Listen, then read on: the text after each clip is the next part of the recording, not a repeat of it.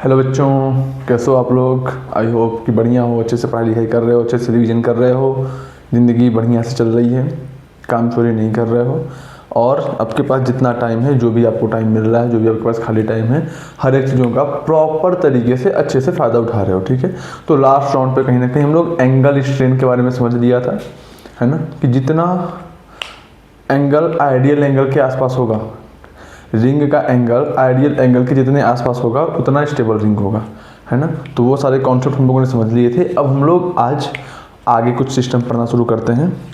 आगे का सिस्टम क्या है बेटा, सबसे पहले हम लोग पढ़ते हैं alpha alkoxy system. Alpha alkoxy system,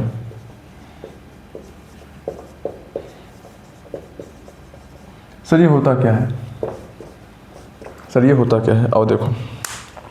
अब हम लोग ये सोचेंगे, हम लोग को अभी ये चेक करना है कि अल्फा अल्कोक्सी सिस्टम में एथेनॉल रिएक्शन होता है कि नहीं होता है ना। आओ देखते हैं ध्यान से, आओ ध्यान से देखते हैं। जैसे देखो R O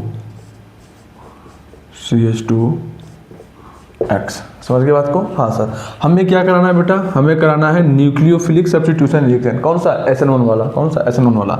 तो मान लो हम लोगों ने यहाँ पे कोई न्यूक्लियोफाइल से इसका ट्रीटमेंट करा रहे हैं, है ना, कि यानी कि ये जो हमारे पास अल्फा अल्कोक्सी सिस्टम है, इसको किसी न्यूक्लियोफाइल के साथ ट्रीट करा रहे हैं और रिएक्शन मान लिया कौन सा हो रहा है, SN1। रिएक्शन का जो मैकेनिज्म है बेटा वो कौन सा हो रहा है, SN1। ठीक बात है, हाँ सर ठीक बात है। सबसे पहला सर अल्फा अल्कोक्सी सिस्टम है क्या, अल्फा अल्कोक्सी सिस्टम है क्या, हैलोजन है नहीं बेटा। हाँ सर, हैलोजन से अटैच पहला कार्बन ये है, इस हैलोजन से अटैच पहला कार्बन ये है, इस हैलोजन से अटैच पहला कार्बन ये है सर, बिल्कुल। तो हैलोजन से अटैच जो पहला कार्बन होता है बेटा उसको हम लोग कहते हैं अल्फा कार्बन। क्या कहते हैं, अल्फा कार्बन। अभी जो अल्फा कार्बन है कहीं ना कहीं ईथर ग्रुप से अटैच है, ये जो अल्फा कार्बन है बेटा कहीं ना कहीं ईथर ग्रुप से अटैच है, तो हम लोग इसको क्या बोलते हैं, अल्फा अल्कोक्सी। इस अल्फा कार्बन से ईथर ग्रुप अटैच है ना, तो इस वजह से हम लोग इसको क्या बोल देते हैं, अल्फा अल्कोक्सी। क्या बोल देते हैं, अल्फा अल्कोक्सी। समझ में आया सर, बिल्कुल समझ में आया। तो बेटा जब भी SN1 रिएक्शन होगा सबसे पहले क्या होगा, फॉर्मेशन ऑफ कार्बोकेटाइन। सबसे पहले क्या होगा बेटा, फॉर्मेशन ऑफ कार्बोकेटाइन। तो सब चलो क्या कर लो, कार्बोकेटाइन को बना लो, RO, बना लिया कार्बोकेटाइन, बना लिया कार्बोकेटाइन सर, बिल्कुल बना लिया सर, बिल्कुल बना लिया। अब आओ आगे देखो, मैं आपसे एक बात पूछता हूं कि जो कार्बोकेटाइन है बेटा वो स्टेबल है कि अनस्टेबल। ये जो कार्बोकेटाइन है बच्चा वो स्टेबल है कि अनस्टेबल। तो आप क्या बोलोगे, आप क्या बोलोगे कि सर ये देखो ऑक्सीजन के पास लोन पेयर होगा ना, सर बिल्कुल होगा। आप ये बोलोगे कि sir lone pair sigma vacant orbital, यहां पे क्या होगा, रेजोनेंस। क्या होगा, रेजोनेंस।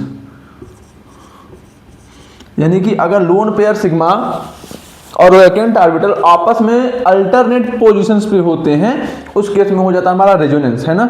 अब क्योंकि अभी देखो ये रेजोनेंस किसकी वजह से हो रहा है, ये रेजोनेंस किसकी वजह से हो रहा है, तो आप बोलोगे कि सर ये रेजोनेंस जो है वो हेटेरो एटम की वजह से हो रहा है। ये रेजोनेंस किसकी वजह से है बेटा, ये रेजोनेंस है हेटेरो एटम की वजह से। तो अगर हेटेरो एटम की वजह से रेजोनेंस होता है तो उस इफेक्ट को हम लोग क्या बोलते हैं, मीजोमेरिक इफेक्ट। उस इफेक्ट को हम लोग क्या बोलते हैं बेटा, मीजोमेरिक इफेक्ट।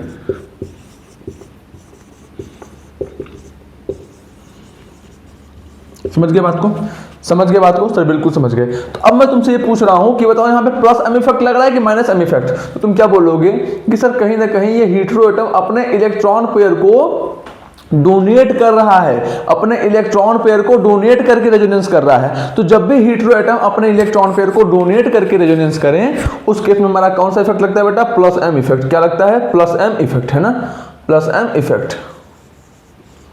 अब आपको एक बात पता है सर, कौन सी बात, बात यह है बेटा कि जो प्लस एम इफेक्ट है वो क्या करता है, स्टेबल करता है। क्या करता है, स्टेबल। किसको स्टेबल करता है, कार्बोकेटाइन को।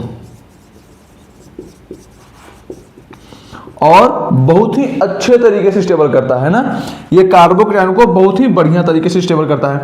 समझ रहे बात को, समझ रहे बात को सर, बिल्कुल समझ रहे हैं। यानी कि ये जो हमारे पास प्लस एम ग्रुप है, ये जो हमारे पास ऑक्सीजन है वह इस कार्बोकेटाइन को वाया प्लस एम स्टेबल कर रहा है, वाया प्लस एम स्टेबल कर रहा है। समझ गए बात, समझ गए बात सर, बिल्कुल समझ गए सर, बिल्कुल समझ गए। इसमें कोई डाउट सर, कोई डाउट नहीं है। तो अगर ये कार्बोकेटाइन बेटा प्लस एम इफेक्ट के थ्रू स्टेबल हो रहा है यानी कि क्या हो गया, यानी कि ये कार्बोकेटाइन क्या हो गया, वेरी स्टेबल कार्बोकेटाइन।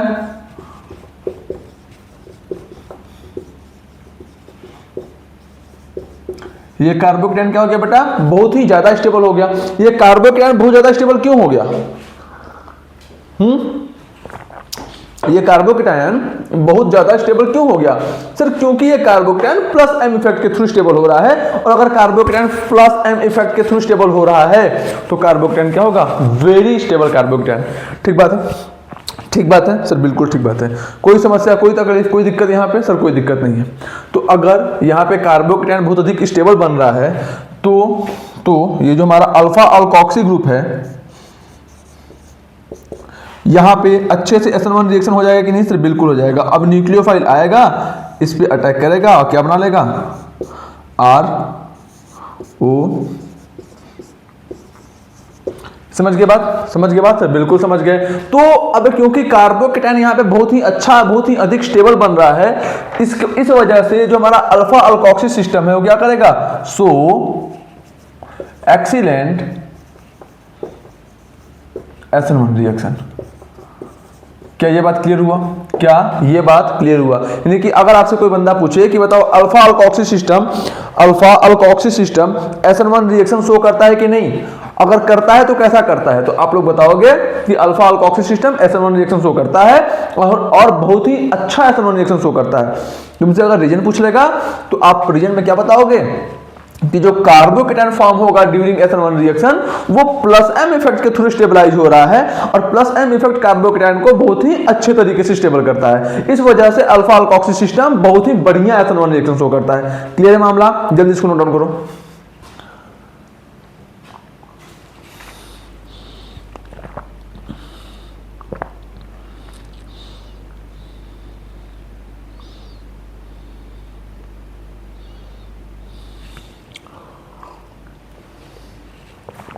हुआ? चलो अभी स्टेटमेंट लिख लो, alpha alkoxy system so excellent SN1 reaction. Alpha alkoxy system so excellent SN1 reaction. This is because during the reaction the first formed carbocation This is because during the reaction, the first formed carbocation is stabilized by resonance.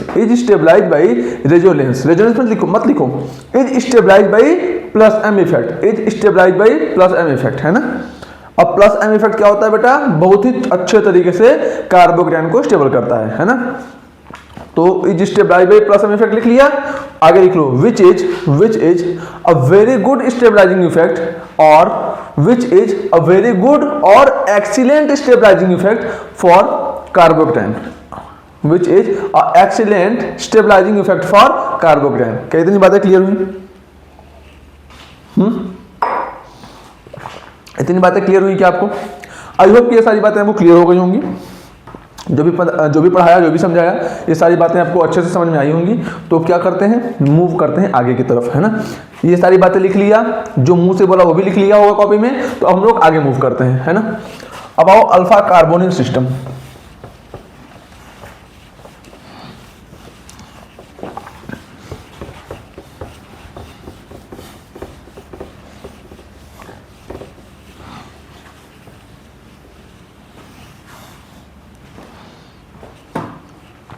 अब आओ लिखो alpha carbonyl system. Heading डालो alpha carbonyl system.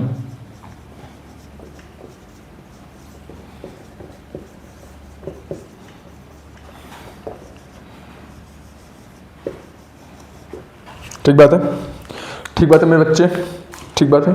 ओ sir alpha carbonyl system होता क्या है? चलो बताते हैं। R C double bond O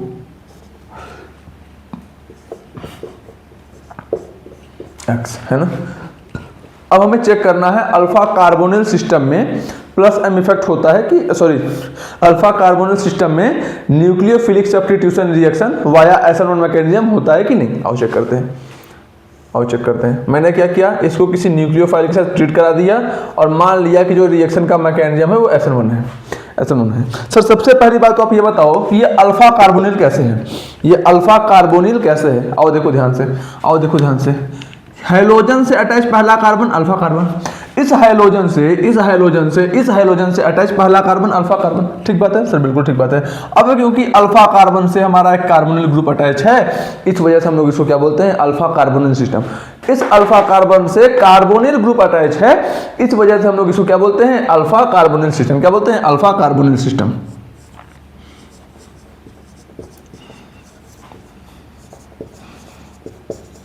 समझ में आया बात, समझ में आया बात सर, बिल्कुल समझ में आया। अब आओ देखो हमें क्या चेक करना है कि यहाँ पे SN1 रिएक्शन होगा कि नहीं होगा। अब देखो SN1 रिएक्शन बेटा अगर होता है तो सबसे पहले क्या होता है, फॉर्मेशन ऑफ कार्बोकेटाइन। तो सबसे पहला काम क्या करो, कार्बोकेटाइन को फॉर्म करो। सर कार्बोकेटाइन कहाँ बनता है, हमेशा कार्बन और हाइड्रोजन के बीच का बॉन्ड टूटता है ना। तो ये हो गया R, ये हो गया C, डबल बॉन्ड O, है ना, बिल्कुल बिल्कुल।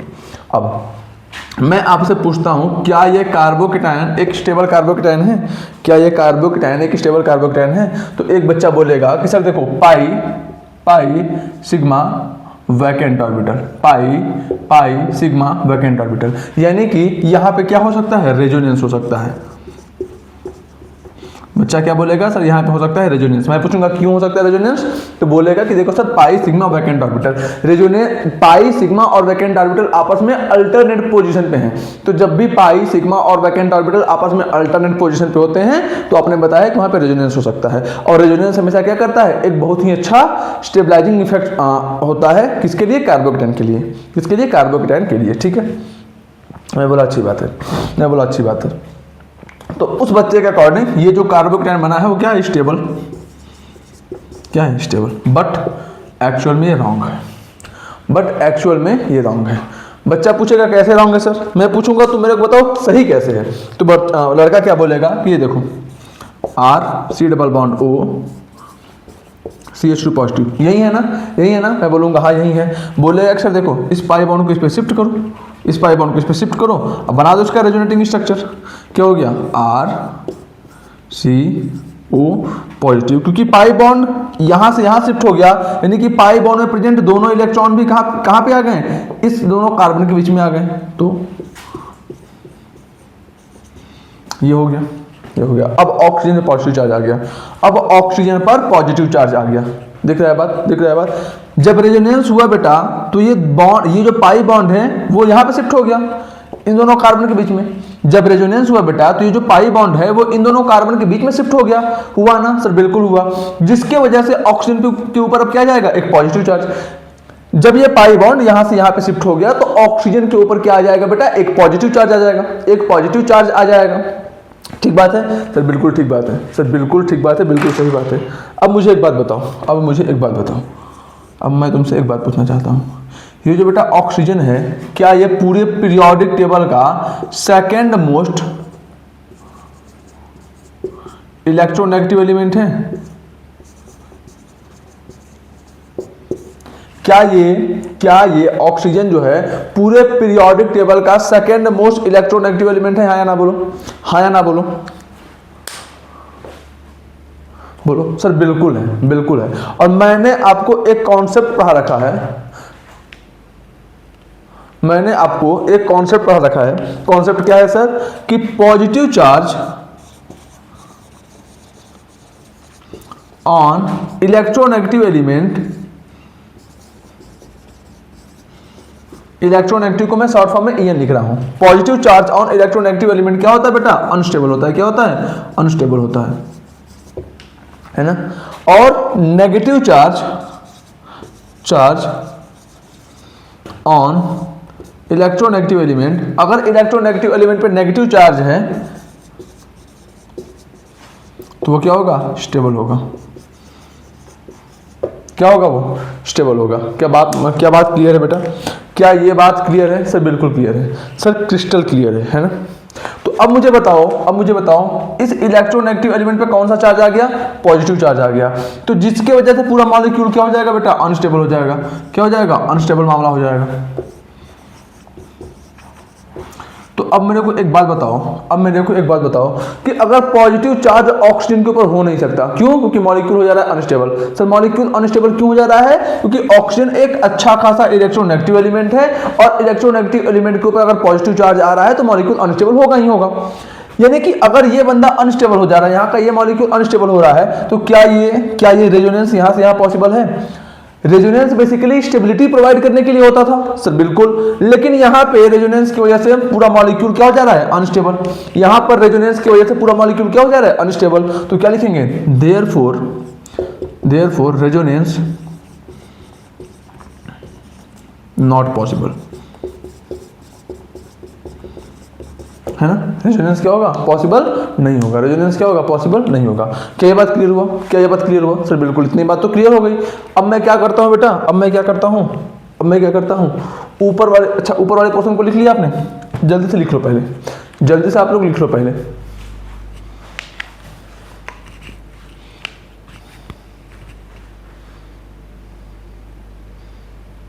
हो गया?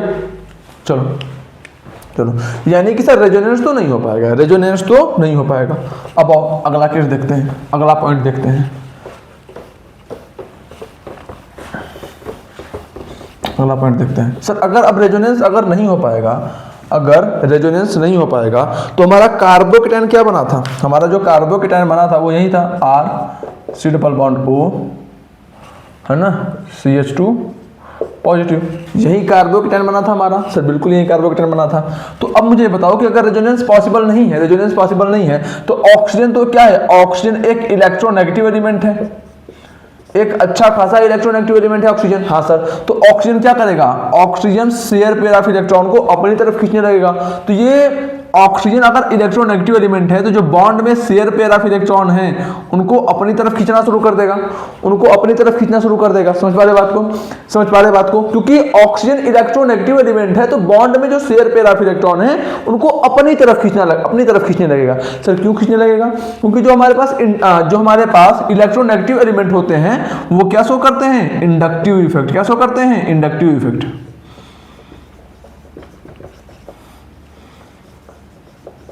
अब क्योंकि ये इलेक्ट्रॉन पेयर को अपनी तरफ खींच रहा है, तो कौन सा इंडक्टिव इफेक्ट शो करेगा? Minus I effect. Minus I effect. कितनी बात क्लियर है? क्या इतनी बात क्लियर है सर? बिल्कुल क्लियर है। ये जो ऑक्सीजन है बेटा, ये जो ऑक्सीजन है बेटा, वो क्या है? एक इलेक्ट्रोनेगेटिव एलिमेंट है। तो अगर ये एक बेटा इलेक्ट्रोनेगेटिव एलिमेंट है, तो बॉन्ड में present share pair of electron को वो अपनी तरफ खींचना शुरू कर देगा। क्या कर देगा? अपनी तरफ खींचना शुरू कर देगा, जिसकी वजह से ये क्या दिखा? अब अगर शेयर पेयर ऑफ इलेक्ट्रॉन को अपनी तरफ खींच रहा है, तो ये किसके तरह एक्ट करेगा? एक माइनस आई इफेक्ट की तरह एक्ट करेगा। ये एक माइनस आई ग्रुप की तरह एक्ट करेगा। समझ पा रहे बात को सर? बिल्कुल, यानी कि ऑक्सीजन यहां पे क्या कर रहा है? माइनस आई इफेक्ट लगा रहा है। क्या कर रहा है? माइनस आई इफेक्ट लगा रहा है। और बेटा ये जो हमारे पास माइनस आई इफेक्ट होता है बेटा, जो हमारा ये माइनस आई इफेक्ट होता है, वो क्या करता है? कार्बोकेटायन को अनस्टेबल करता है। क्या करता है? अनस्टेबल या फिर डिस्टेबलाइज द कार्बोकेटायन। ये क्या करेगा? कार्बोकेटायन को बेटा अनस्टेबल करेगा। कार्बोकेटायन को क्या करेगा? अनस्टेबल करेगा, है ना? है ना सर? बिल्कुल यही बात है। तो अब मेरे को ये बताओ, क्योंकि R C double bond O CH2 positive, यहां पे क्या लग रहा है? Minus I effect. क्या लग रहा है? Minus I effect. अब ये माइनस आई इफेक्ट क्या कर रहा है बेटा? कार्बोकेटायन को अनस्टेबल कर रहा है। क्या कर रहा है? Unstable the carbocation. अब अगर बेटा कार्बोकेटायन अनस्टेबल हो रहा है, तो क्या कार्बोकेटायन कभी बनना चाहेगा? अगर कार्बोकेटायन बेटा अनस्टेबल हो रहा है, तो मेरे को आप बात बताओ, मैंने आपको एक पॉइंट लिखवा रखा है ना, कि rate of reaction toward SN1 is directly proportional to stability of carbocation. तो अगर कार्बोकेटायन बेटा अनस्टेबल हो रहा है, तो SN1 रिएक्शन होगा क्या? तो यहां पे क्या लिखोगे? Therefore no SN1 reaction. क्यों SN1 रिएक्शन क्यों नहीं होगा? क्योंकि जो कार्बोकेटायन बेटा फॉर्म हो रहा है यहाँ पे, वो क्या हो रहा है? अनस्टेबल हो रहा है। अनस्टेबल क्यों हो रहा है? समझ में आया? रेजोनेंस हो नहीं पाएगा। क्यों नहीं हो पाएगा? क्योंकि ऑक्सीजन के ऊपर क्या आ रहा था? Positive charge. रेजोनेंस क्यों नहीं हो पाएगा? क्योंकि ऑक्सीजन के ऊपर क्या आ रहा था बेटा? Positive charge. ऑक्सीजन के ऊपर क्या आ रहा था? पॉजिटिव चार्ज, यानी कि रेजोनेंस नहीं हो पाएगा। अब जब रेजोनेंस नहीं हो पा रहा है, तो ये किसके तरह एक्ट कर रहा है बेटा? हमारा माइनस आई ग्रुप की तरह एक्ट कर रहा है। किसके तरह एक्ट कर रहा है? माइनस आई ग्रुप की तरह एक्ट कर रहा है, यानी कि ये इलेक्ट्रॉन को अपनी तरफ विड्रॉ कर रहा है। और माइनस आई ग्रुप क्या करते हैं? पॉजिटिव चार्ज को अनस्टेबल करते हैं। माइनस आई ग्रुप क्या करते हैं बेटा, पॉजिटिव चार्ज को अनस्टेबल करते हैं। यानी कि अगर ये पॉजिटिव चार्ज, ये कार्बोकेटायन अगर अनस्टेबल होगा, अगर ये कार्बोकेटायन अनस्टेबल होगा तो SN1 रिएक्शन भी नहीं हो पाएगा। क्यों? क्योंकि SN1 रिएक्शन सीधा एक बात पे डिपेंड करती है कि कार्बोकेटायन कितना अधिक स्टेबल बन रहा है। ठीक बात है, इसको लिखो आप लोग। आई होप कि ये कॉन्सेप्ट भी आपको समझ में आ गया होगा। आसान सा कॉन्सेप्ट था, बहुत बड़ा कोई रॉकेट साइंस नहीं था। आप लोग जल्दी से इसको भी लिखो, जल्दी कंप्लीट करो इसको भी।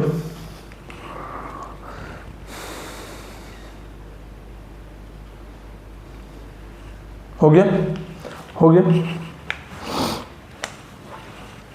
लिख लिया। चलो आगे चलते हैं।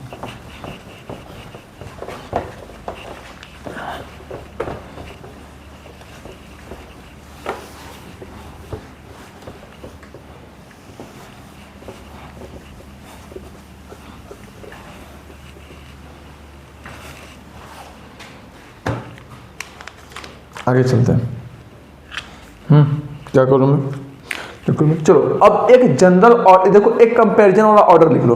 कौन सा कार्बोकेटायन सबसे अधिक स्टेबल होगा, कौन सा कार्बोकेटायन सबसे कम स्टेबल होगा, इसका एक कंपैरिजन ऑर्डर लिख लो, है ना। तो लिख लो order of stability of carbocation. अब हम लोग क्या चेक करेंगे, कौन सा कार्बोकेटायन सबसे अधिक स्टेबल होगा और कौन सा कार्बोकेटायन सबसे कम स्टेबल होगा। पिछला वाला कॉन्सेप्ट समझ में आया ना आपको? पिछला वाला कॉन्सेप्ट समझ में आया ना आपको? सर बिल्कुल समझ में आ गया। आओ देखो, आओ देखो,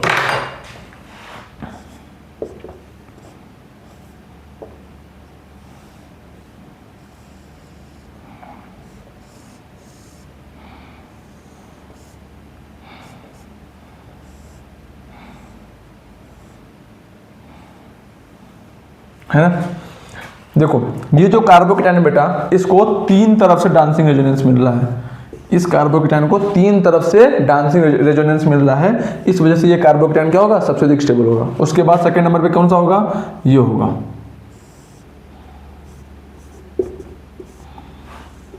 बेटा जो डांसिंग रेजोनेंस होता है ना, जो हमारे पास डांसिंग रेजोनेंस होता है ना, वो कार्बोकेटायन को बहुत ही एक्सेप्शनली स्टेबल करता है। अगर एक भी डांसिंग रेजोनेंस हो रहा है तो कार्बोकेटायन को बहुत बढ़िया तरीके से स्टेबल कर देगा। यहाँ पे तो 3 हो रहा है, फिर 2, फिर 1,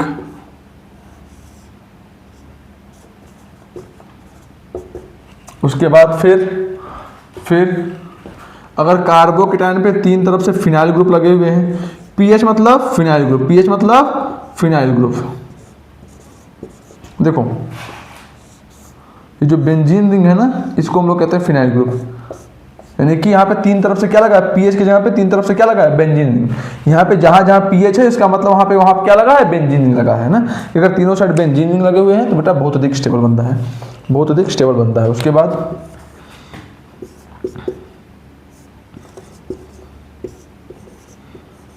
है ना, उसके बाद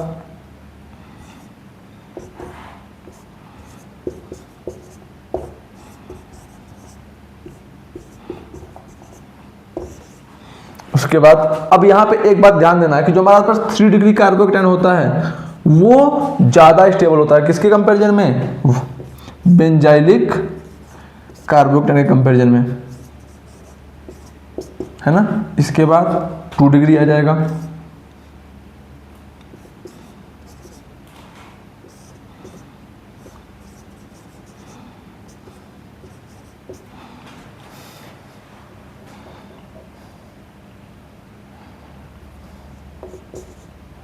है ना। उसके बाद 2 डिग्री के बाद फिर 1 डिग्री, और उसके बाद समझ गए बात को, समझ गए बात को। तो जो बेटा कार्बोकेटायन की स्टेबिलिटी का ऑर्डर है, जनरल ऑर्डर ये है कि सबसे अच्छा ये, फिर ये।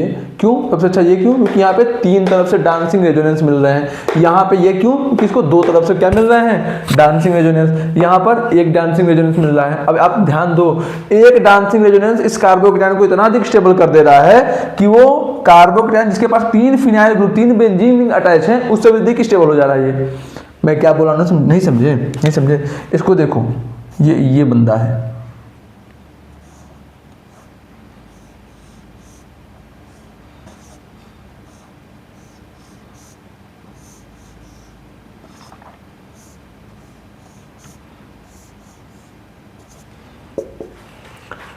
ये जो है ना वो बिल्कुल यही वाला चीज है। यहाँ पे तीन तीन, इस कार्बोकेटाइन के पास तीन तीन बेंजीन रिंग अटैच हैं, यानी कि 3 पाई कॉन्जुगेशन, 3 पाई कॉन्जुगेशन, 3 पाई कॉन्जुगेशन, यानी कि 9 पाई कॉन्जुगेशन यहाँ पे हो रहा है। उससे भी अधिक स्टेबल कर दे रहा है सिर्फ एक डांसिंग रेजोनेंस। समझ में आया? देखिए डांसिंग रेजोनेंस जो है कार्बोकेटाइन को बहुत ही एक्सट्रीम लेवल पर स्टेबल कर देता है। ठीक है, ठीक है सर, बिल्कुल ठीक बात है सर, बिल्कुल ठीक बात है। ठीक, उसके बाद हमारे पास क्या आया? कार्बोकेटाइन जिसके पास 3 फिनाइल ग्रुप अटैच है वो, फिर ये, उसके बाद ध्यान देना ये क्या है हमारे पास, ये हमारे पास क्या है, ये कुछ ऐसा सिस्टम है।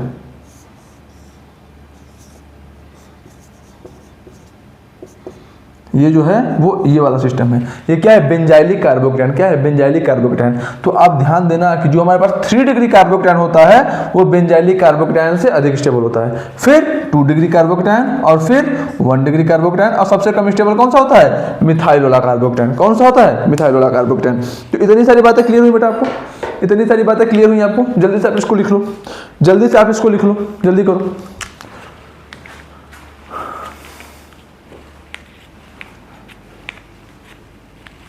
अभी तक तो बेटा एकदम आसान आसान सी बातें चल रही थी, अब स्टीरियो केमिस्ट्री वाला पार्ट आएगा ना, अब आएगा स्टीरियो केमिस्ट्री वाला part.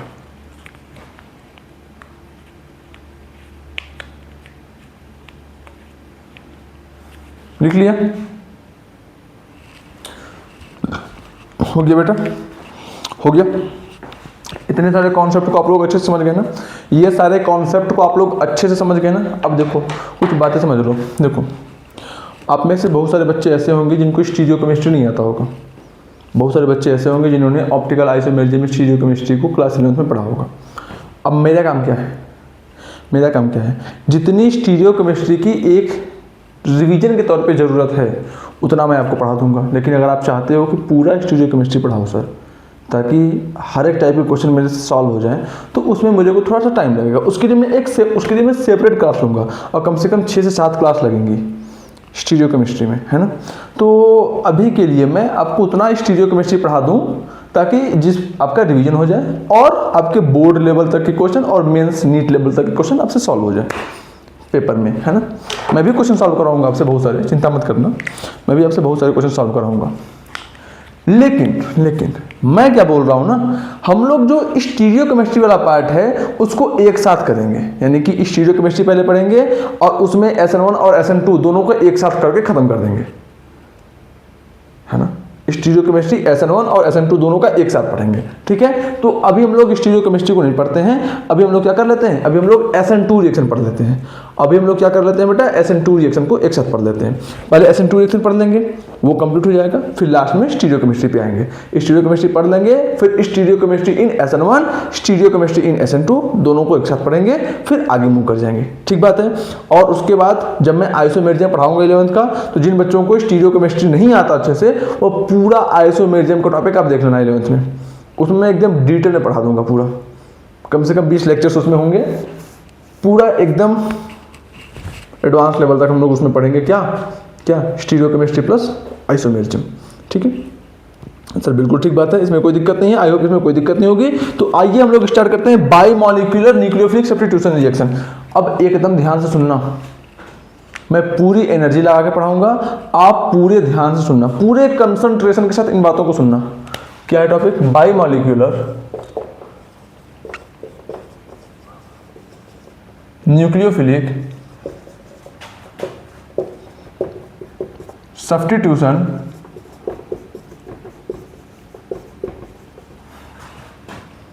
Reaction, by molecular nucleophilic substitution reaction, ठीक है? आओ इसको समझते हैं, मान लो हमारे पास क्या है, CH3Cl है, हमने क्या किया, इसको किसी OH नेगेटिव आयन के साथ ट्रीट करा दिया, किसी न्यूक्लियोफाइल के साथ ट्रीट करा दिया, और जो हमारा पाथ ऑफ मैकेनिज्म है बेटा वो क्या है, SN2 है, और हमारा जो पाथ ऑफ मैकेनिज्म है वो SN2 है। सर ये रिएक्शन होगा कैसे, ये रिएक्शन होगा कैसे? आओ समझते हैं। याद करो, जब मैं आपको SN2 रिएक्शन पढ़ा रहा था तो उसमें मैंने आपको क्या बताया था कि SN2 रिएक्शन में बॉन्ड डिसोसिएशन और बॉन्ड फॉर्मेशन दोनों साथ साथ हो रहे होते हैं। बॉन्ड डिसोसिएशन और बॉन्ड फॉर्मेशन SN2 रिएक्शन में साथ साथ हो रहे होते हैं। आओ देखो ध्यान से, ये हो गया CH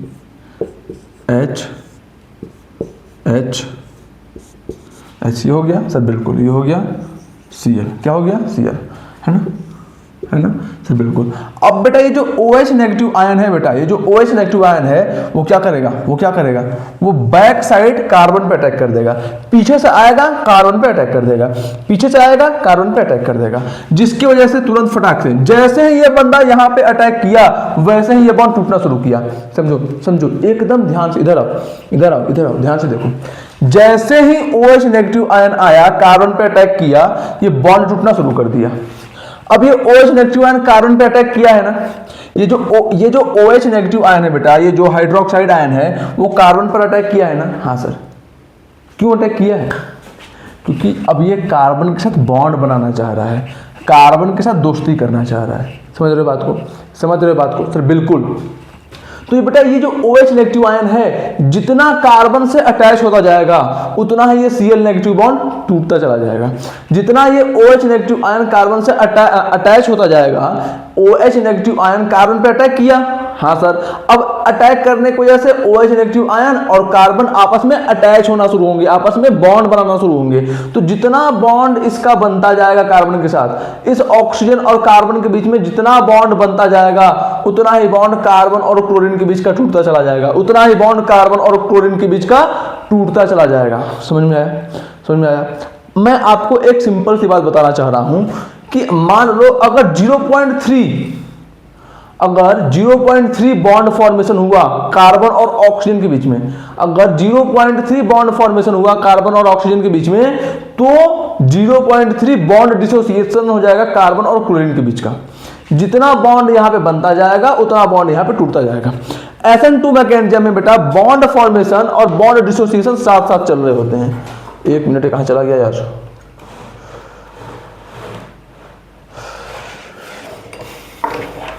SN2 रिएक्शन में बेटा बॉन्ड फॉर्मेशन और बॉन्ड डिसोसिएशन दोनों साथ साथ चल रहे होते हैं। पता है ना आपको ये बात, आपको ये बात पता है ना सर, बिल्कुल पता है ना। ठीक है ठीक है, अब आओ, ये बात समझ गए। तो एक टाइम कैसा आएगा बेटा, एक टाइम कैसा आएगा कि ये कुछ सिस्टम ऐसा होगा, H H H Cl OH, यानी कि कार्बन और ऑक्सीजन के बीच में एक बॉन्ड बनना शुरू होगा, कार्बन और क्लोरीन के बीच का बॉन्ड टूटना शुरू होगा। अब क्योंकि यहाँ पे बॉन्ड बनना शुरू हुआ तो ये जो OH नेगेटिव है इसमें पार्शियल नेगेटिव चार्ज आ जाएगा और इसमें भी पार्शियल नेगेटिव चार्ज आ जाएगा, क्योंकि ये टूट रहा है ना। जब ये टूट रहा है भाई, ये देखो सर, यहाँ पे इन दोनों में अधिक इलेक्ट्रोनेगेटिव कौन है सर, क्लोरीन है। इस बॉन्ड में कार्बन और क्लोरीन में अधिक इलेक्ट्रोनेगेटिव कौन है सर, क्लोरीन है। तो जब बेटा बॉन्ड डिसोसिएट होगा तो ये बॉन्ड के दोनों इलेक्ट्रॉन धीरे धीरे जब ये बेटा बॉन्ड देखो ये बॉन्ड जो है वो धीरे धीरे डिसोसिएट हो रहा है ना, धीरे धीरे डिसोसिएट हो रहा है ना सर। हाँ, तो जब ये बॉन्ड धीरे धीरे डिसोसिएट होगा तो क्योंकि क्लोरीन अधिक इलेक्ट्रोनेगेटिव है तो बॉन्ड के दोनों इलेक्ट्रॉन कहां पे शिफ्ट होते चले जाएंगे, क्लोरीन पे शिफ्ट होते चले जाएंगे। इस वजह से मैंने इस पे क्या लगा दिया, डेल्टा नेगेटिव। क्या लगा दिया, डेल्टा नेगेटिव। ठीक है, हाँ सर बिल्कुल ठीक है। अब ध्यान से समझो, क्योंकि बॉन्ड के दोनों इलेक्ट्रॉन क्लोरीन पे शिफ्ट होते जा रहे हैं जिस वजह से इस पे डेल्टा नेगेटिव आया। हाँ यही बात है ना सर, बिल्कुल यही बात है। तो अगर इस पे डेल्टा नेगेटिव आ रहा है तो इस पे भी तो डेल्टा पॉजिटिव आना शुरू हो जाएगा सर, बिल्कुल हो जाएगा। तो इसी डेल्टा पॉजिटिव को कौन न्यूट्रल कर रहा है सर, ये जो ऑक्सीजन का इलेक्ट्रॉन पेयर है, ऑक्सीजन के पास जो नेगेटिव चार्ज है वो इस पॉजिटिव को स्टेबल करने के लिए इसके पास आ जाएगा। ये जो ऑक्सीजन का बेटा नेगेटिव चार्ज है, ये जो ऑक्सीजन के ऊपर बच्चा नेगेटिव चार्ज है, वह इस कार्बन के डेल्टा पॉजिटिव को स्टेबल करने के लिए इसके पास आना शुरू हो जाएगा। ठीक है, हाँ सर। तो जब इसका चार्ज इसके पास आना शुरू हो जाएगा धीरे धीरे तो ये कार्बन तो न्यूट्रल हो जाएगा। हाँ सर, हो जाएगा ना। जितना इलेक्ट्रॉन यहां से दूर जाएगा क्लोरीन की तरफ उतना इसका इलेक्ट्रॉन इस कार्बन के पास आएगा। समझ गए बात को सर, बिल्कुल समझ गए।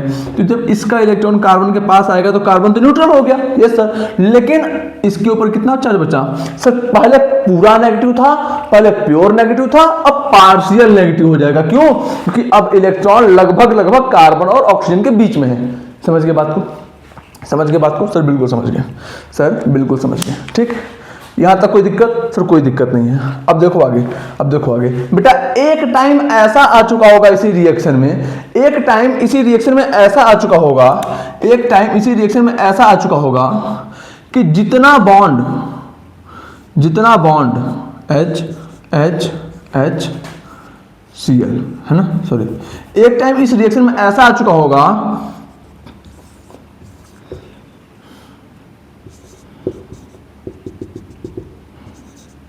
है ना, कि जितना बॉन्ड ऑक्सीजन और कार्बन के बीच में फॉर्म हो चुका होगा, उतना ही बॉन्ड कार्बन और क्लोरीन के बीच का ब्रेक हो चुका होगा। रिएक्शन में एक टाइम ऐसा आएगा कि जितना बॉन्ड कार्बन और क्लोरीन के बीच में फॉर्म हुआ होगा, उतना ही बॉन्ड जितना बॉन्ड कार्बन और ऑक्सीजन के बीच में फॉर्म हुआ होगा, उतना ही बॉन्ड कार्बन और क्लोरीन में टूट चुका होगा। ध्यान से समझो, OH आया, आके कार्बन से बॉन्ड बनाने लगा, सर बिल्कुल, तो ये क्लोरीन क्या करेगा? खिसकना शुरू कर देगा, क्लोरीन बॉन्ड को तोड़ना शुरू कर देगा। लेकिन एक टाइम ऐसा आएगा कि जितना कार्बन और ऑक्सीजन में जितना बॉन्ड बन चुका होगा, उतना ही बॉन्ड कार्बन और क्लोरीन के बीच का टूट चुका होगा। कार्बन और ऑक्सीजन में जितनी ओवरलैपिंग हो चुकी होगी, उतनी ही ओवरलैपिंग कार्बन और क्लोरीन की टूट चुकी होगी। एक टाइम ऐसा आएगा कि नहीं आएगा? सर बिल्कुल, सर बिल्कुल, एक टाइम ऐसा सिस्टम आ जाएगा कि जितना इधर बन गया उतना इधर टूट गया, है ना। आओ इसको मैं लिख देता हूं, ये हो गया हमारा BF। सर BF मतलब बॉन्ड फॉर्मेशन,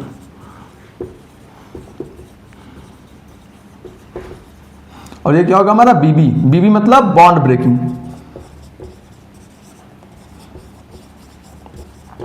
कितनी बात क्लियर है? एक टाइम ऐसा आएगा जितना बॉन्ड कार्बन और ऑक्सीजन के बीच में फॉर्म हो चुका होगा, उतना ही बॉन्ड कार्बन और क्लोरीन में टूट चुका होगा। समझ रहे बात को? सर बिल्कुल समझ रहे हैं। तो बेटा ये जो स्टेट है जिसमें बॉन्ड फॉर्मेशन और बॉन्ड डिसोसिएशन बराबर हो जाते हैं, उस स्टेट को हम लोग क्या बोलते हैं? Transition state. और ट्रांजिशन स्टेट को रिप्रेजेंट करने का तरीका ऐसा होता है, यहाँ पे बॉक्स लगा के उसके ऊपर इक्वल टू को काट देते हैं, ठीक है। तो ये बेटा ये जो हमारा स्टेट है, इसको हम लोग क्या कहते हैं? Transition state. क्या कहते हैं इसको? Transition state. क्या इतनी बातें क्लियर है? क्या इतनी बातें क्लियर है बच्चा? फिर से रिपीट कर रहा हूं। SN2 रिएक्शन में क्या होता है बेटा? कि न्यूक्लियोफाइल आके बैक साइड से अटैक करता है। अब क्योंकि न्यूक्लियोफाइल आके बैक साइड से अटैक कर रहा है, तो जो हमारे पास पहले से हैलाइड आयन या फिर कोई दूसरा न्यूक्लियोफाइल जो पहले से अटैच था, वो लीव करना शुरू कर जाता है। यहाँ पे एक न्यूक्लियोफाइल आया, पीछे से अटैक किया, कार्बन और हाइड्रोजन के बीच का बॉन्ड टूटना शुरू होता है। अब होता क्या है SN2 रिएक्शन में? होता क्या है? बॉन्ड फॉर्मेशन और बॉन्ड ब्रेकिंग या बॉन्ड डिसोसिएशन साथ साथ चल रहा होता है। जितना बॉन्ड फॉर्म होता है, SN2 रिएक्शन में क्या होता है? बॉन्ड फॉर्मेशन और बॉन्ड डिसोसिएशन साथ साथ हो रहा होता है ना, दोनों एक साथ होते हैं। ठीक बात है सर, बिल्कुल ठीक बात है। तो बॉन्ड फॉर्मेशन और बॉन्ड डिसोसिएशन में एक ऐसा टाइम आ जाएगा, एक ऐसा फेज आ जाएगा जिसमें जितना बॉन्ड फॉर्म हो गया होगा, उतना ही बॉन्ड टूट चुका होगा। तो बेटा वो जो फेज होता है जिसमें बॉन्ड फॉर्मेशन और बॉन्ड डिसोसिएशन आपस में बराबर हो जाते हैं, उस फेज को हम लोग क्या बोलते हैं? Transition state. क्या बोलते हैं बेटा? Transition state. कोई दिक्कत? इतना लिखो। लिखो जल्दी से इतना।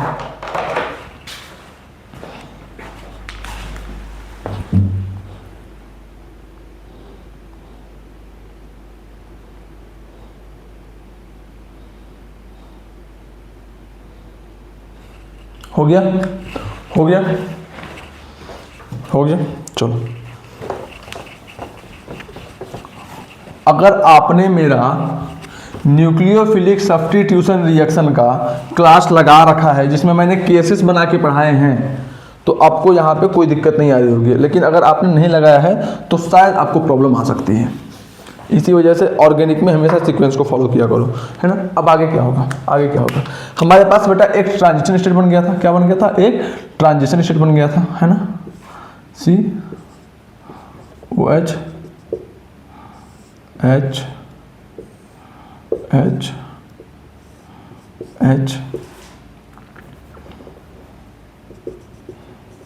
Cl, delta negative, delta negative, ये क्या हो गया हमारा ट्रांजिशन स्टेट। क्या हो गया बेटा हमारा ट्रांजिशन स्टेट। अब क्या होगा फर्दर, अब क्या होगा फर्दर, फर्दर क्या होगा, फर्दर एक टाइम ऐसा आएगा, ये क्या हो रहा है, बॉन्ड ब्रेकिंग हो रहा है, ये निकल रहा है, ये फॉर्म हो रहा है।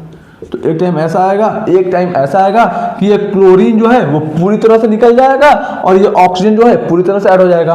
अब क्योंकि ऑक्सीजन पीछे से ऐड हो रहा है ना, ऑक्सीजन पीछे से ऐड हो रहा है कि नहीं, देखो ध्यान दो, ऑक्सीजन पीछे साइड से ऐड हो रहा है, हाँ सर। तो जो हमारा कंपाउंड बनकर तैयार होगा वो ये होगा कुछ H और पीछे से क्या लग गया, ऑक्सीजन, पीछे से क्या लग गया OH नेगेटिव, और Cl नेगेटिव हमारा निकल गया, Cl नेगेटिव हमारा निकल गया, है ना। तो ये जो स्टेट है बेटा इसको क्या बोलते हैं हम लोग, ट्रांजिशन स्टेट। ठीक ठीक, हाँ सर, हाँ सर, समझ गए बात को। लिखो पहले इसको, पहले लिखो इसको,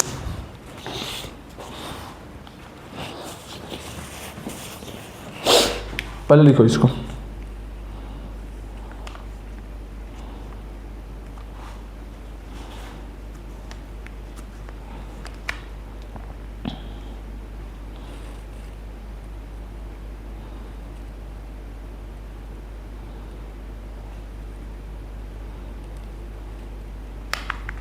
हो गया, हो गया सर, बिल्कुल हो गया। अब चलो मिटा देता हूँ, मैं मिटा देता हूँ, इतना लिख लिया ना। अब मैं ओवरऑल रिएक्शन लिख रहा हूँ, ओवरऑल रिएक्शन लिख रहा हूँ। वो मेरे बेटा मेरे को समझाना था। अब एक बात ध्यान देना ना कि जो रिएक्शन है वो एक ही स्टेप में हो जाता है, ये रिएक्शन एक ही स्टेप में होता है। क्या, कैसे होता है सर, कैसे होता है, हमारे पास कोई अल्काइल ग्रुप होता है, हमारे पास कोई अल्काइल ग्रुप होता है ना, है ना। इस पे न्यूक्लियोफाइल जो है, इस पर न्यूक्लियोफाइल जो है बेटा वो बैक साइड से अटैक करता है। किस साइड से अटैक करता है, पीछे की तरफ से अटैक करता है ना, है ना। और न्यूक्लियोफाइल और हाइड्रोजन के बीच का बॉन्ड टूटना शुरू होता है, सॉरी कार्बन और हाइड्रोजन के बीच का बॉन्ड टूटना शुरू होता है। समझ गए बात को। यानी कि यहां पे क्या होता है, बॉन्ड डिसोसिएशन,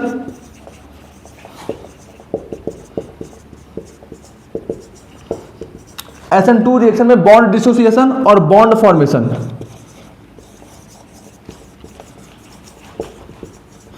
है ना। बॉन्ड फॉर्मेशन दोनों क्या होते हैं, साथ साथ होते हैं। क्या होते हैं, साइमल्टेनियसली होते हैं।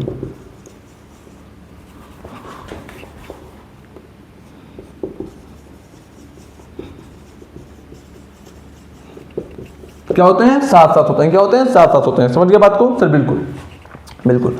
तो बेटा अगर बॉन्ड डिसोसिएशन और बॉन्ड फॉर्मेशन साथ साथ हो रहे हैं तो एक ऐसा टाइम आएगा जिसमें जितना बॉन्ड बन चुका होगा, जितना बॉन्ड बन चुका होगा उतना ही बॉन्ड कहीं ना कहीं टूट चुका होगा, उतना ही बॉन्ड कहीं ना कहीं टूट चुका होगा, है ना। ये डेल्टा नेगेटिव, ये हो गया डेल्टा नेगेटिव। समझ के बात को, समझ के बात को सर, बिल्कुल। और ये जो बेटा ये जो फेज होगा इसको हम लोग क्या बोलते हैं, ट्रांजिशन स्टेट, है ना। इतनी बातें क्लियर हुई सर, बिल्कुल क्लियर हुई। अब बेटा क्योंकि अटैक बैक साइड हो रहा है, अटैक क्या हो रहा है, बैक साइड हो रहा है, तो एक ऐसा भी टाइम आएगा जब ये कार्बन क्लोरीन के बीच का बॉन्ड पूरी तरह से टूट चुका होगा और कार्बन और ऑक्सीजन के बीच का बॉन्ड पूरी तरह से जुड़ चुका होगा। तो एक ऐसा टाइम आएगा कि पूरा बॉन्ड डिसोसिएशन हो जाएगा और पूरा बॉन्ड फॉर्मेशन हो जाएगा। तो जो प्रोडक्ट बनके तैयार होगा वो ये होगा।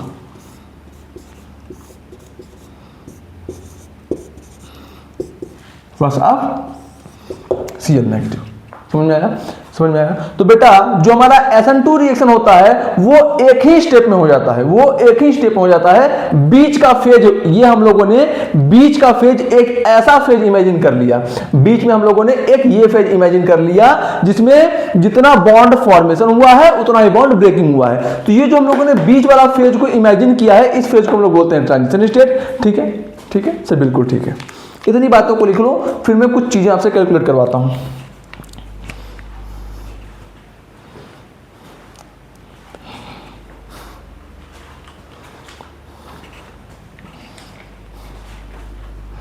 SN2 रिएक्शन समझ में आ रहा है ना आपको, SN2 रिएक्शन समझ में आ रहा है ना आपको। SN1 रिएक्शन में क्या होता था बेटा, पहले बॉन्ड टूटता था और क्या बनता था, कार्बोकेटायन। लेकिन SN2 में क्या होता है कि जितना बॉन्ड टूटता है उतना बॉन्ड बनता है, जितना बॉन्ड टूटता है उतना बॉन्ड बनता है। यहाँ पे कोई भी कार्बोकेटायन का फॉर्मेशन नहीं होता।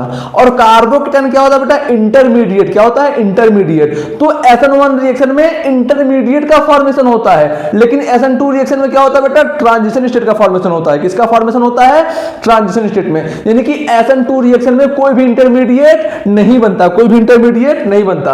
और अगर SN2 रिएक्शन में तुमसे कोई पूछे कि बताओ रेट डिटरमाइनिंग स्टेप क्या है, तो वो क्या होगा, formation of transition state is the rate determining step. समझ में आया, समझ में आया बात सर? बिल्कुल समझ में आया सर, बिल्कुल समझ में आया। लिख लिया, लिख लिया, लिख लिया। चलो मिटाता हूं मैं।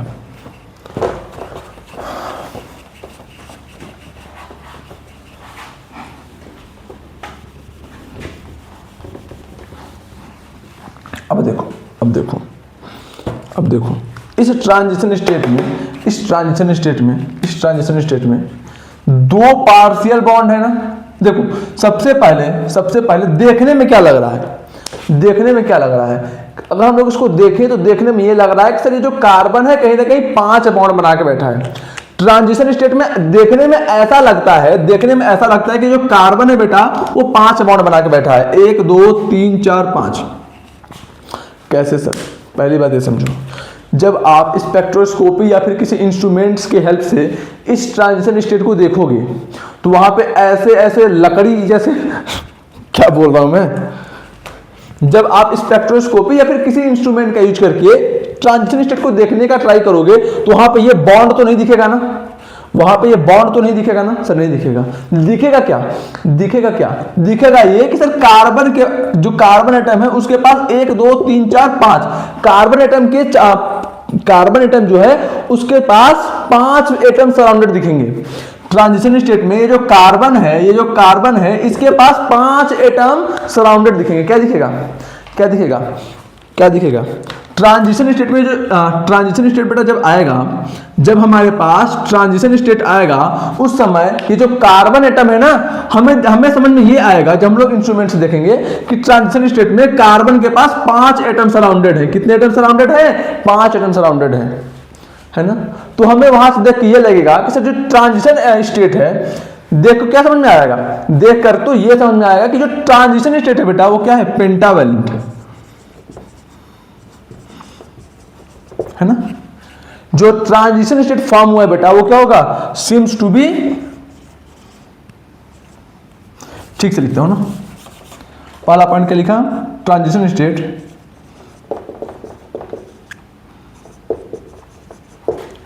seems to be pentavalent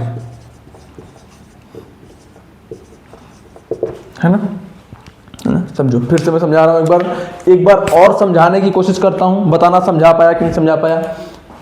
जब हम लोग किसी इंस्ट्रूमेंट से इस ट्रांजिशन स्टेट को ऑब्जर्व करने की कोशिश करेंगे तो क्या दिखेगा कि ट्रांजिशन स्टेट में जो कार्बन है, ये जो कार्बन है कहीं ना कहीं 1 2 3 4 5 एटम से सराउंडेड है। क्यों? अरे बेटा हमको बॉन्ड तो दिखने वाले नहीं है ना यार, इंस्ट्रूमेंट में बॉन्ड तो नहीं दिखेंगे ना, समझ पा रहे हो ना बात को? ये बॉन्ड तो नहीं दिखने वाले, बिल्कुल नहीं दिखने वाले, कि वहां पे भी ऐसे डंडे जैसा स्टिक जैसे लगे होंगे।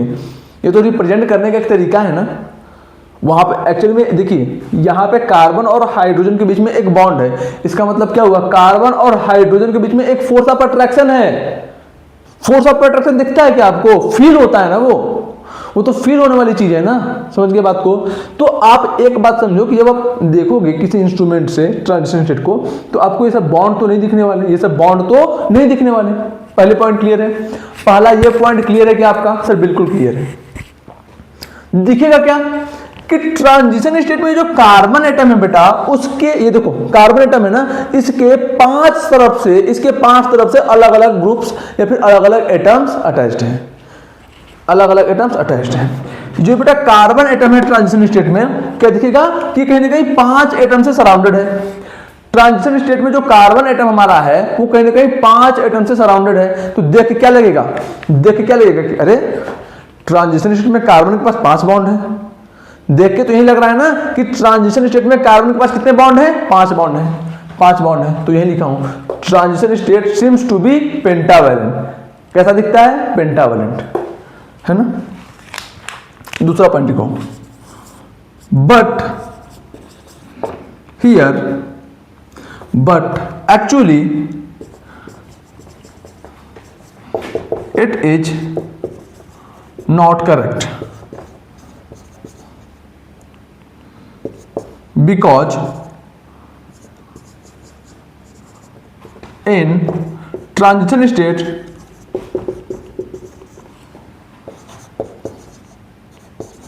there is two partial bond present.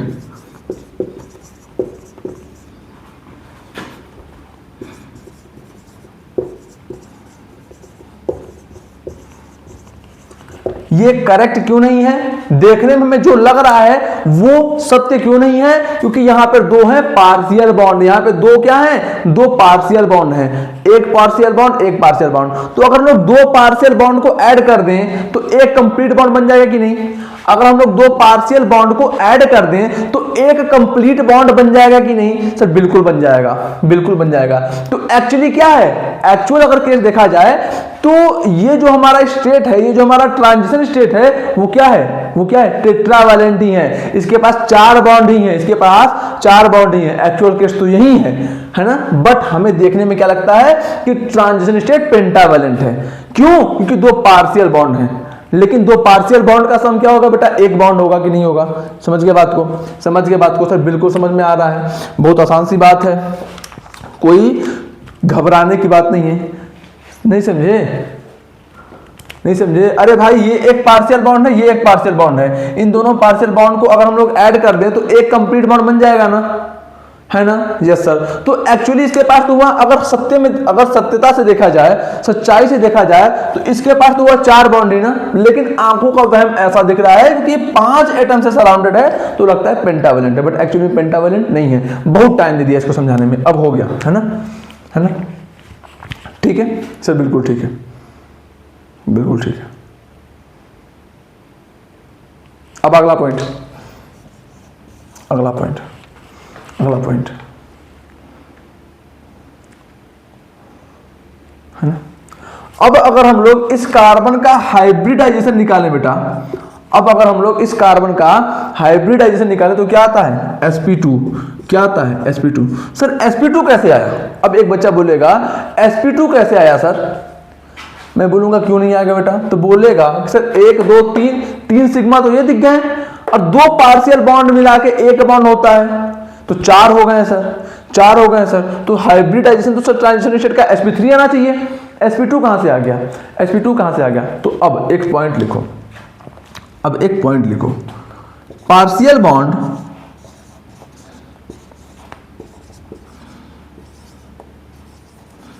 Is not counted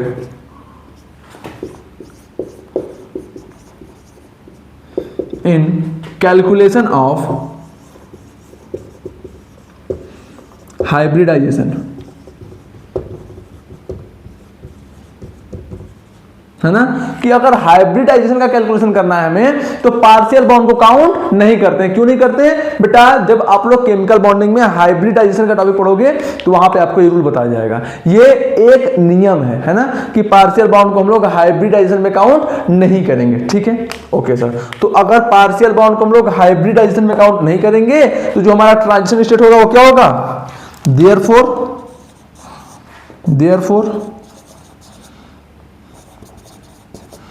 the transition state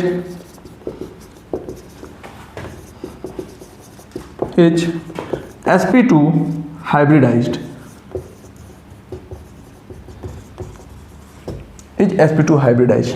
ठीक है, ठीक है। तो इतनी सारी बातें क्लियर हुई आपको, इतनी सारी बातें आपको क्लियर हुई, जल्दी से लिख लो, जल्दी से लिख लो।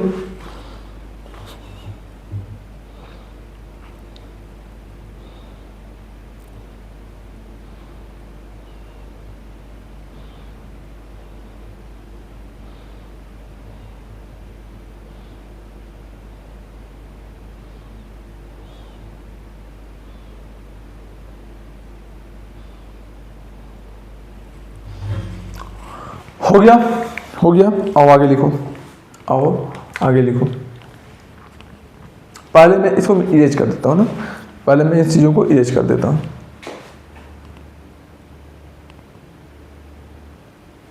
ठीक है बेटा, चलो आओ इन पॉइंट्स को हम लोग थोड़ा सा ध्यान से समझते हैं। अब क्या करते हैं, इन पॉइंट्स को थोड़ा सा ध्यान से समझते हैं। क्या है, total number of bonds in transition state कितना है? ट्रांजिशन स्टेट में टोटल कितने बॉन्ड है बेटा? 3 तो प्रॉपर बॉन्ड है और 2 क्या है? Partial bond. 3 तो प्रॉपर बॉन्ड है और 2 क्या है बेटा? Partial bond. समझ में आया? समझ में आया?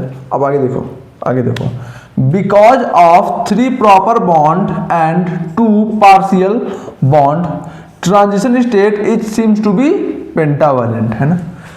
3 प्रॉपर बॉन्ड और 2 पार्शियल बॉन्ड की वजह से जो हमारा ट्रांजिशन स्टेट है वो देखने में तो लगता है कि पेंटावैलेंट है, कोई डाउट इसमें? और कोई डाउट नहीं है। Partial bond are formed between carbon and oxygen, carbon oxygen and carbon chlorine. Partial bond carbon और ऑक्सीजन के फॉर्म, देखो कार्बन ऑक्सीजन के बीच में पार्शियल बॉन्ड बना है और कार्बन क्लोरीन के बीच में पार्शियल बॉन्ड बना है। ये बात भी क्लियर है। कहां पार्शियल बॉन्ड बना है, अगर ये क्वेश्चन पूछ देगा तो आप बता दोगे? ठीक है सर, बिल्कुल बता देंगे। अगला पॉइंट क्या है? अगला पॉइंट क्या है? अगला पॉइंट ये बेटा कि जो SN2 रिएक्शन होता है ये एक सिंगल स्टेप रिएक्शन होता है। देखो स्टार्ट होके एक ही स्टेप में खत्म हो जाता है, बीच में ट्रांजिशन स्टेट बनता है, ट्रांजिशन स्टेट से बहुत जल्दी प्रोडक्ट बन जाता है। तो जो हमारा SN2 रिएक्शन होता है वो सिंगल स्टेप रिएक्शन होता है, यानी कि एक ही स्टेप में खत्म हो जाता है। वहां पे क्या होता था बेटा? वहां पे क्या होता था? SN1 में पहले कार्बोकेटायन बनता था, फिर खुद को रीअरेंज भी कर सकता था, लेकिन यहाँ पे ऐसा नहीं है। यहाँ पे ऐसा नहीं है, यहाँ पे सीधे ट्रांजिशन स्टेट वाले पाथ से होते हुए रिएक्शन प्रोडक्ट बन जाएगा। यहाँ पे बंदा ट्रांजिशन स्टेट वाले पाथ से होते हुए सीधे प्रोडक्ट बन जाएगा, सीधे प्रोडक्ट बन जाएगा। समझ रहे बात को? समझ रहे हो बात को? यहाँ पे सर मल्टीपल स्टेप नहीं यूज होंगे, यहाँ पे एक ही स्टेप में रिएक्टेंट से सीधा प्रोडक्ट बन जाएगा। तो क्योंकि ये सिंगल स्टेप में रिएक्शन हो रहा है ना, ये सिंगल स्टेप में रिएक्शन हो रहा है, तो इस वजह से हम लोग उसको क्या बोल देते हैं? अगर रिएक्शन एक ही स्टेप में कंप्लीट हो जाती है तो हम लोग उसको बोल देते हैं एलिमेंट्री रिएक्शन। तो जो हमारा SN2 रिएक्शन है बेटा वो एक टाइप का एलिमेंट्री रिएक्शन है। क्या है? Elementary reaction. ठीक है, अगला पॉइंट देखो, अगला पॉइंट देखो। The step is bimolecular in substrate and nucleophile, hence reaction is SN2। आओ समझो, आओ समझो, आओ समझो। ट्रांजिशन स्टेट को हम लोग ध्यान से देखें। क्या ट्रांजिशन स्टेट में OH नेगेटिव यानी कि न्यूक्लियोफाइल, न्यूक्लियोफाइल और ये क्या हुआ? सबस्ट्रेट। सबस्ट्रेट मतलब रिएक्टेंट, मतलब रिएक्टेंट। अरे रिएक्शन नहीं था ना, रिएक्शन नहीं था ना। CH H ये क्या था? Cl। ये हो गया OH नेगेटिव आयन। क्या हो गया? OH negative ion. तो जो बेटा हमारा SN2 रिएक्शन था, जो हमारा SN2 रिएक्शन था, तो इसमें न्यूक्लियोफाइल और क्लोरीन साथ साथ काम कर रहे होते थे ना। SN2 रिएक्शन में न्यूक्लियोफाइल और रिएक्टेंट साथ में इन्वॉल्व होते थे ना। मतलब सर कि आके न्यूक्लियोफाइल कहीं ना कहीं पहले इससे अटैच, देखो क्या था मतलब, देखो ध्यान से समझो, ध्यान से समझो कि जो हमारा बेटा SN2 रिएक्शन था उसमें क्या था? न्यूक्लियोफाइल आके फटाक से कार्बन पर अटैक करता था, जिसकी वजह से कार्बन और क्लोरीन के बीच का बॉन्ड टूटने लगता था। एकदम से अलग होता था क्या? नहीं होता था ना। यानी कि न्यूक्लियोफाइल जो है कार्बन से जुड़ता चला जाता था, न्यूक्लियोफाइल कार्बन से जुड़ता चला जाता था और क्लोरीन जो है कार्बन से दूर होता चला जाता था, क्लोरीन जो है कार्बन से दूर होता चला जाता था। तो कहीं ना कहीं इस रिएक्शन में रिएक्टेंट कौन था? रिएक्टेंट कौन था? ये था alkyl halide, methyl halide. Reactant कौन था बेटा? इस रिएक्शन में रिएक्टेंट कौन था? Methyl halide. तो रिएक्टेंट और न्यूक्लियोफाइल का साथ में इन्वॉल्वमेंट था ना। इस रिएक्शन में रिएक्टेंट और न्यूक्लियोफाइल दोनों साथ में इन्वॉल्व हो रहे हैं। क्यों सर? क्योंकि न्यूक्लियोफाइल जुड़ता जा रहा है और क्लोरीन हटता जा रहा है। तो कहीं ना कहीं यहाँ पे ट्रांजिशन स्टेट को ध्यान से देखो, तो ट्रांजिशन स्टेट में न्यूक्लियोफाइल और रिएक्टेंट साथ साथ इन्वॉल्व है। इस रिएक्शन में न्यूक्लियोफाइल और रिएक्टेंट साथ साथ इन्वॉल्व है। हाँ सर बिल्कुल। तो कहीं ना कहीं अगर हम लोग रिएक्शन को ध्यान से देखें तो एक मॉलिक्यूल ये और एक मॉलिक्यूल ये, 2 मॉलिक्यूल इन्वॉल्व है ना। पूरे रिएक्शन में कहीं ना कहीं 2 मॉलिक्यूल का इन्वॉल्वमेंट है कि नहीं सर? बिल्कुल। एक तो सर न्यूक्लियोफाइल और एक रिएक्टेंट। तो जब भी रिएक्शन में या फिर रेट डिटरमाइनिंग स्टेप में 2 मॉलिक्यूल्स का इन्वॉल्वमेंट हो जाएगा तो हम लोग उसको क्या बोलेंगे? क्या बोलेंगे, स्टेप इज बाई मॉलिक्यूलर। अगर स्टेप बाई मॉलिक्यूलर है तो हो गया SN2 रिएक्शन। क्या हो गया, SN2 रिएक्शन, क्योंकि यहाँ पे न्यूक्लियोफाइल और सब्सट्रेट दोनों का इन्वॉल्वमेंट था। देखो अब SN1 में क्या था, SN1 से रिलेट करो, SN1 में क्या था सर, SN1 में पहले कार्बोकेटायन बनता था, SN1 रिएक्शन में पहले कार्बोकेटायन बनता था, ठीक है। अब जब SN1 रिएक्शन में बेटा कार्बोकेटायन बनता था तो वहां पे न्यूक्लियोफाइल का कोई इन्वॉल्वमेंट था, कार्बोकेटायन के बनने में न्यूक्लियोफाइल का कोई भी इन्वॉल्वमेंट था सर, नहीं था सर, कोई इन्वॉल्वमेंट नहीं था। लेकिन यहाँ पे ट्रांजिशन स्टेट बनने में सर न्यूक्लियोफाइल और रिएक्टेंट दोनों का इन्वॉल्वमेंट है, क्योंकि दो मॉलिक्यूल का इन्वॉल्वमेंट है तो बाई मॉलिक्यूलर, दो मॉलिक्यूल का इन्वॉल्वमेंट है तो बाई मॉलिक्यूलर, और सब्स्टिट्यूशन रिएक्शन हो रहा है तो SN, बाई मॉलिक्यूलर मतलब 2 और सब्स्टिट्यूशन रिएक्शन मतलब SN, तो SN2 रिएक्शन हुआ। समझ में आया ये बात? क्या ये पॉइंट क्लियर है? क्या ये पॉइंट क्लियर है? आई होप कि ये पॉइंट भी आपको क्लियर हुआ होगा। तो जल्दी से लिख लो इसको, जल्दी से इसको लिख लो।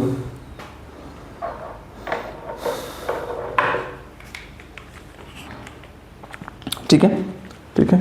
तो आई होप कि आपको इतनी सारी बातें अच्छे समझ में आ गई होंगी। तो आज के लिए मैं बस इतना ही करता हूं। बाकी SN2 रिएक्शन के बारे में और अच्छे से और डिटेल में कल की क्लास में हम लोग पढ़ेंगे और ट्राई करेंगे कि कल SN2 रिएक्शन कंप्लीट भी हो जाए, फिर हम लोग स्टीरियोकेमिस्ट्री वाले पार्ट पे आ जाएंगे, ठीक है। तो तब तक के लिए ख्याल रखो, खूब अच्छे से पढ़ाई लिखाई करो, खूब मन लगा के खूब मेहनत से अपना काम करते रहो। भगवान तुम सबका बहुत अच्छा करें, है ना, बहुत आगे जाओ, बहुत तरक्की करो। ऑल द वेरी बेस्ट बेटा।